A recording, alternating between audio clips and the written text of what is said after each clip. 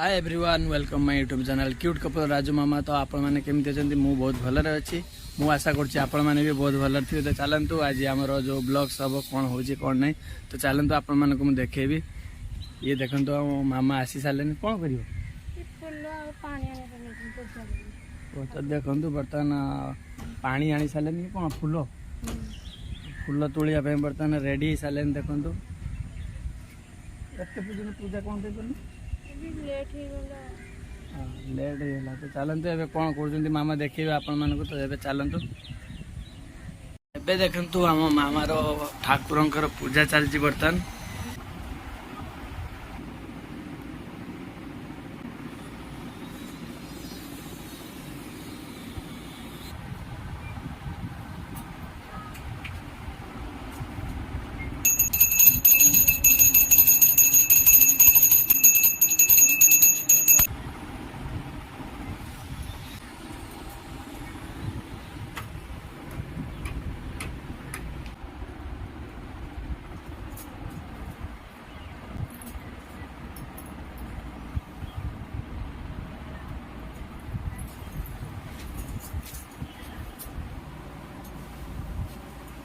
तो एबे मामांकर ठाकुर पूजा सैलानी तो देखंतु एबे कौन करूँ आज दिनटारे मु आपण मानकु देखेबी केमिति आज गोटे दिन छुट्टी रे केमिति कौन।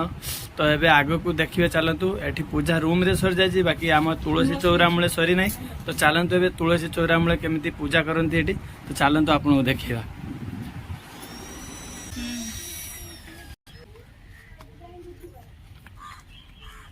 तो एबे देखंतु बहुत दूर रे तुलसी चौरा कहीं ना गोटे चौरा तो एपटे तो सेमती लगा जाए नहीं आमे छोटे आनी लगे बर्तमान छोट गछटे लगे।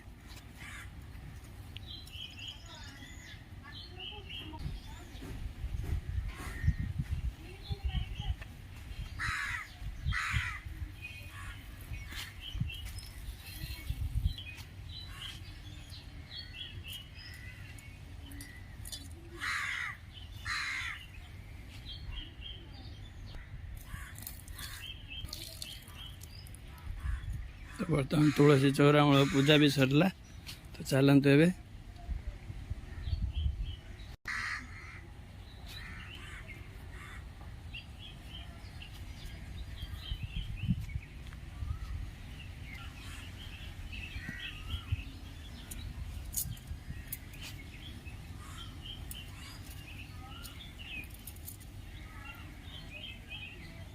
तो आजिका बर्तमान पूजा सरीगला। तो चलतु एबे कौन हो कौन नहीं आपन को देखेबी। देखंतु बर्तमान आमर लंच पाई साग दरकार तो साग मिलू नहीं को पटे तो एबे आमे चलिबे कोडी जाए कोडी जा हां तो सुजना साग आनिया पाई घरे जदि लोक थिबे तो मागी के आनिबा जदि घरे के नथिबे तो चोरी करी आनिबा। हमर सब प्लानिंग देख प्लानिंग मास्टर जी तो प्लान सरी जी बर्तमान जदि घरे के लोक थिबे तांको आमे कहि के आनिबा जे आमे तो चलतु ए कौन हो आपन को देखा से साग जो मिल चलतु ए चलिए साग आने तो ए चलतु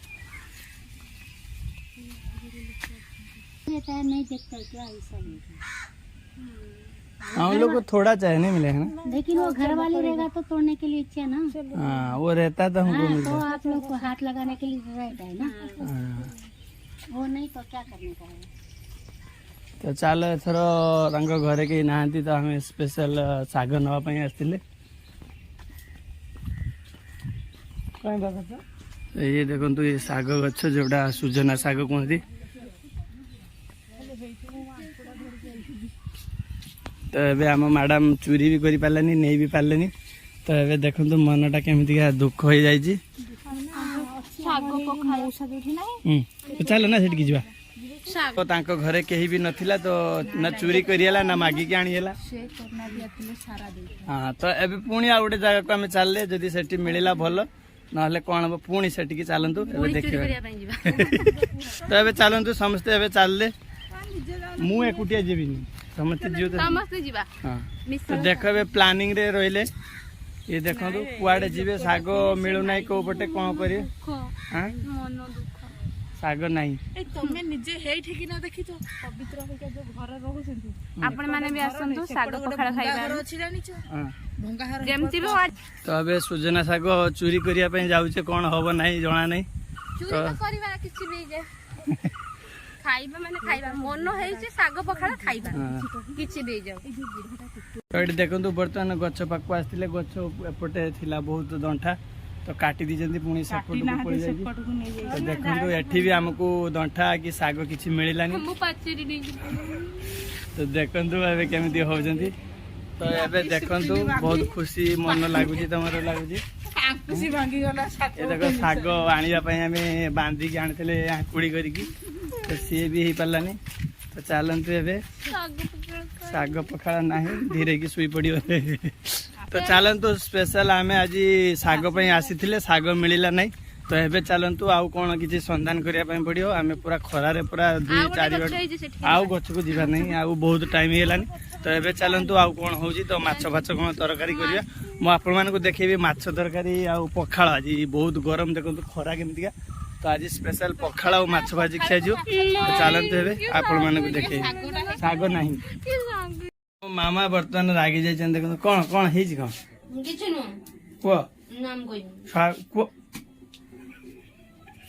କଣ କଣ ହେଇଛି। ଘରକୁ ପଳେଇବି। ଯାଅ ଘରକୁ ପଳାଅ। ସକାଳ ପରୁ ମାଛ ଆଣିକି ଦେଲିନି, ଏତେ ପର୍ଯ୍ୟନ୍ତ ରାନ୍ଧିନ କଣ? ମୁଁ ବସିଛି ଏଇଠି। ବସିଛି କଣ? ସକାଳ ପରୁ ତ ଆଣିକି ଦେଲିନି, କଣ ପାଇଁ ରାନ୍ଧ? ସକାଳ ପରେ କେତେବେଳେ ଆଣିକି ଦିନ 10ଟା ବେଳେ ଆଣିକି ଦିନ 10ଟା ବେଳେ ମାଡ଼ ପୁରା କମିଯାଉଛି ତମ। ଭାତ ରାନ୍ଧି ସାରିନି ନାଇଁ ଭାତ ରାନ୍ଧିଲେ କଣ ହବ, ଆଉ କେତେବେଳେ ଆଉ ରାନ୍ଧିବ? ପଖାଳ କରିବ କହିଥିଲ। ମାଛ ଭାଜିବି ନା ଚାଲୁଛି। ଆପଣ ମାନେ ତ ସମସ୍ତେ ଜାଣିଥିବେ ମାଛ କେମିତି ଭଜା ହୁଏ, ଆଉ କଣ କହିବି।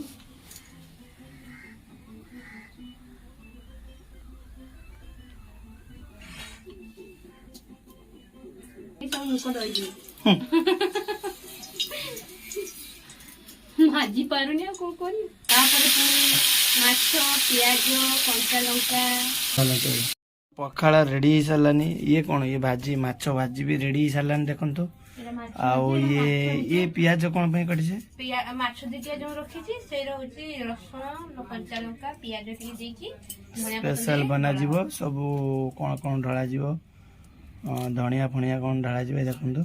ତ ସ୍ପେଶାଲ ମାଛ ଚଟୁଣି ନା, ମାଛ ଚଟୁଣି ମାଛ ଭଜା ସହିତ ପଖାଳ ସହିତ ପୁରା ଉଡେଇବ। ଇଏ ଟମାଟୋ ଚାଟଣି ନା କଣ ହେଇଛି, ଖଟା ଟମାଟୋ। ତ ଚାଲନ୍ତୁ ବର୍ତ୍ତମାନ ଆଉ କଣ କେମିତି ଖାଇବା ସବୁ ରେଡି ହଉଛି ଆପଣଙ୍କୁ ଦେଖେଇବା। ଏବେ ତ ଖିଆ ରେଡି ହେଇସାରିଲାନି, ପଖାଳ ସହିତ ମାଛ ଭଜା ଏବଂ ମାଛ ଚଟଣି। এই দেখন্তু ଏବେ ଆମର ପଖାଳ ରେଡି ହେଇଯାଇଛି। ତା ସହିତ ଦେଖନ୍ତୁ ଏଇଟା ହଉଛି ମାଛ ଭଜା, ଏଇଟା ହଉଛି ମାଛ ଚଟଣି, ଆଉ ଏଇଟା ହଉଛି ଆମର ଖଟା। ଆମର ଭିଡ଼ିଓ ଭଲ ଲାଗିଲେ ଆପଣମାନେ ସେୟାର, ଲାଇକ୍, ସବସ୍କ୍ରାଇବ୍ କରିବେ, କମେଣ୍ଟ ମାଧ୍ୟମରେ ଜଣାଇବେ କେମିତି କ'ଣ ଇଏ। ତ ଚାଲନ୍ତୁ ଆଜିକା ପାଇଁ ମୋର ବ୍ଲଗ୍ ଏତିକି। ଧନ୍ୟବାଦ।